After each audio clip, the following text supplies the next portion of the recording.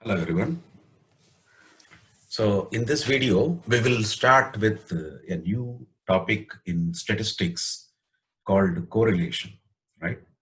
Most of the courses do have this particular topic, correlation, that becomes a main motivator for me to make videos on correlation. So in this particular video, we will be talking about basically the introduction into correlation. Any real life situations demand study of more than one variable. It may not be restricted to one variable. It may be more than one. For example, here it is given as a businessman may be interested in knowing about how much he will get a profit for a specific yield, or how much he should procure raw material for some products.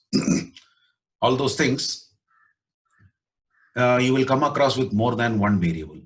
The other example is a student may want to know whether performing better in the selection test would enhance his chance of doing well in the final examination. So likewise, if I have to compare more than one variable, I can definitely use this particular technique called correlation. So it is a technique which helps us to find whether there is any association or dissociation between two or more variables. So that is what is correlation about. So exactly the meaning. If I am studying two variables at a time, and if I find that any changes happening in one variable is having some other impact or changes in the other variable, then I can say that these two variables are correlated. That can be either directly or it can be even inversely also. So when you say directly, you say it is positively correlated. When you say inversely, you say it is negatively correlated. Anyway, we'll be studying about those two again in detail. If you don't find any connection between two variables, then you say it is dissociated or uncorrelated, or you can also say they are independent. So as we spoke about, there are two types of correlation. First one is positive correlation. So when do you say two variables are positively correlated? Suppose if I'm saying two variables, let me consider the variables as x as well as y, and x has got some values and y has got some values. So if there is some increase which is happening in values of x, and correspondingly there is an increase also happening in variable y, then that means both the variables are moving towards the same direction. Even the otherwise, the vice versa means if x is taking some value which is actually decreasing and it leads to even the values of y to be decreasing, then again both are moving in the same direction. So whenever the values of two variables are moving in the same direction, you can say it is positively correlated. Example, height and weight of students up to the age of 18 years. So you may find that slowly when the height increases, is the student's weight also increase. It's like that. And invariably, if you notice, people who are good in mathematics, they may be good in physics also. Or if they are not good in mathematics, they may not be doing well in physics also, because there is a lot of similarities between those two subjects, or applications of mathematics will be there more in physics, right? So the marks of these two subjects may have positive correlation in that.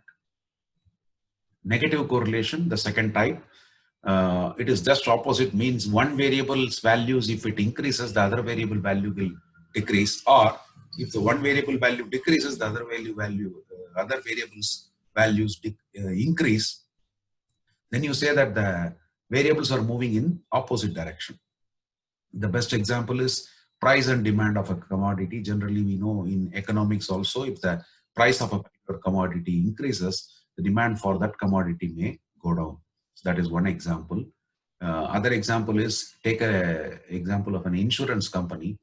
Their profits purely depends upon their less number of settlements of the claims against customer claims, right? Means if there is less claims from the customers, naturally the profits will increase.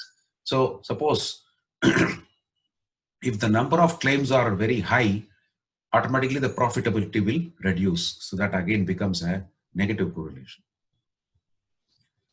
No correlation means one variable, whatever is the effect in one variable do not have any effect in the other variable. Then you say that these two variables are uncorrelated, or you can also call it as zero correlation or null correlation or void correlation. Here I gave an example of shoe size versus intelligence quotient level, IQ level. So definitely there is no connection between these two. Like that, there are so many my marks in a particular examination, or students' marks in an examination versus a stock price in the stock market. Definitely there will not be any relation between these two, right? So that is also another example for no correlation. Then what are the different measures to measure the correlation? So initially people started using scatter diagrams to, even now in quality control, people use scatter diagram just to analyze about two variables. Then you come across with the Call-Pearson's product moment correlation coefficient.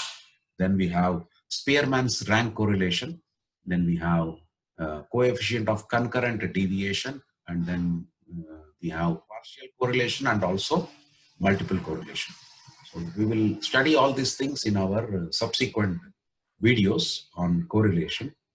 In the meantime, if you find that the contents of this video to be good enough, I request you to please like, share it with your friends, and also subscribe to my channel so that you get regular updates of whatever I am uploading in my channel. Thanking you.